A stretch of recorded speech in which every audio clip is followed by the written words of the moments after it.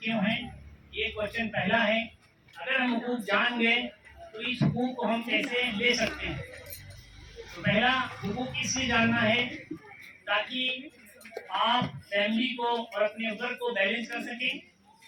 دوسری چیز، آپ کے ساتھ جو انجسٹس ہو رہی ہے آپ اس کو دور کر سکیں. تیسرا، ایک ماحول ایسا بنائیں جہاں پہ گھر کی فضا اچھی ہو، گھر میں کوئی ٹینشن نہ ہو. چوتھی چیز، جہاں بھی ظلم ہو رہی ہے اس کے خلاف آپ آواز اٹھانے والے ہوں.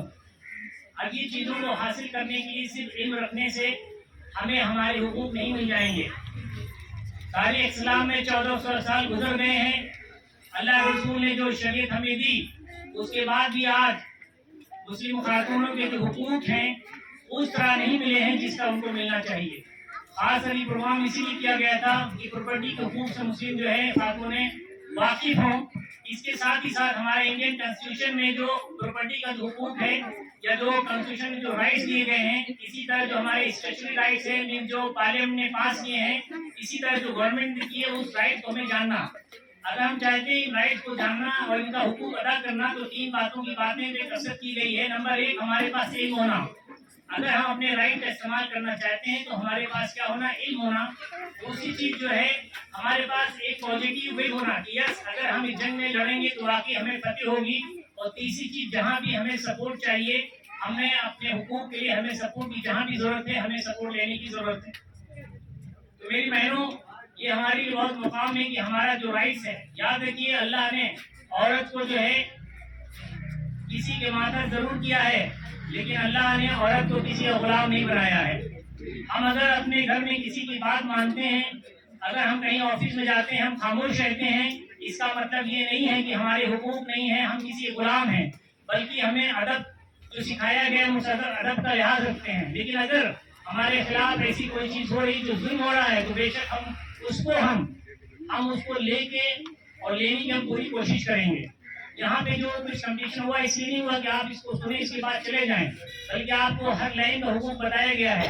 ڈومیننس جو وائلنس ہے اس کے بارے میں آپ کو بتایا گیا ہے، ہراسمنٹ کا آپ کو بتایا گیا ہے، پریونشن آف ٹریفک بتایا گیا آپ کو، اس طرح ڈفرینٹ قانون آپ کو بتائے گئے ہیں، سیفٹی ایکٹ بتائے گئے ہیں. سب ایک میں آپ کے پورے حقوق ہیں کہ آخر آپ اپنے حقوق کا کیسے استعمال کر سکتے ہیں.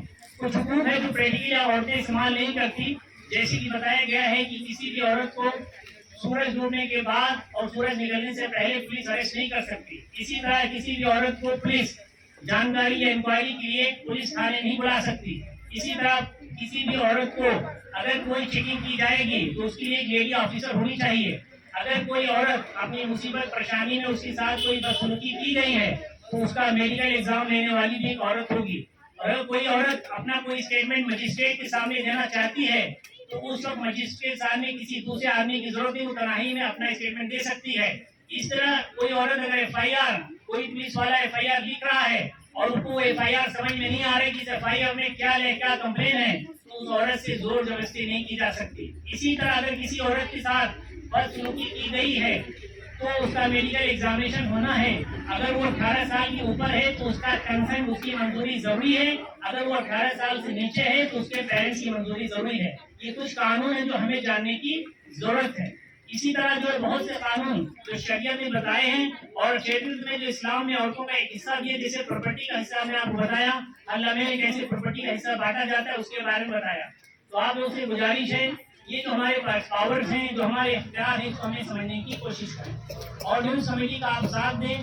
نیوز کمیٹی اس بات پہ ہے کہ شریعت جو ہے پوری طرح سے دین محمد صلی اللہ علیہ وسلم لاگو ہونا چاہیے تاکہ لوگ حقوق جو پامال نہ ہو.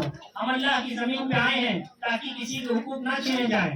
ہم ظلم کے خلاف آواز اٹھانا یہ ہمارا پہلا مدعا ہوتا ہے، پہلی بات ہوتی ہے، کیونکہ ظلم کے خلاف خاموش ہونا ظلم کو بڑھاوا دینے کے برابر ہے. لہٰذا میری گزارش ہے جو بھی انجسٹس ہوتا ہے، جو بھی غلط ہوتا ہے، ہم اس کے خلاف آواز اٹھانے والے ہوں. یاد رکھیے اگر آپ کے ساتھ ظلم ہوتا ہے، خاص کر ڈومیسٹک جو ہوتا ہے یا آپ کو کسی بھی گورنمنٹ آفس میں ہوتا ہے، یاد رکھیے وہاں کو خاموش رہنے کی ضرورت نہیں ہے. وہاں 3 باتوں کا آپ کو استعمال کرنا ہے. نمبر 1، اپنے علم کو آپ کو بڑھانا ہے. نمبر 2، آپ کو ایک دل میں کانفیڈنس لانا ہے کہ ہم اپنے حقوق لے کے رہیں گے. اور تیسری جو چیزیں ہوں گی وہ کیا ہے کہ آپ جس سے بھی سپورٹ لے سکے، جو آرگنائزیشن اس پہ کام کر رہی ہے آپ کے رائٹس ہے، آپ ان سے سپورٹ لے کے اپنے حقوق کو لے سکتی ہیں. الحمدللہ آپ لوگ آئیں، بہت خوشی ہوئی. اب انشاءاللہ اس کا رزلٹ بھی ڈکلیئر ہوگا اور انشاءاللہ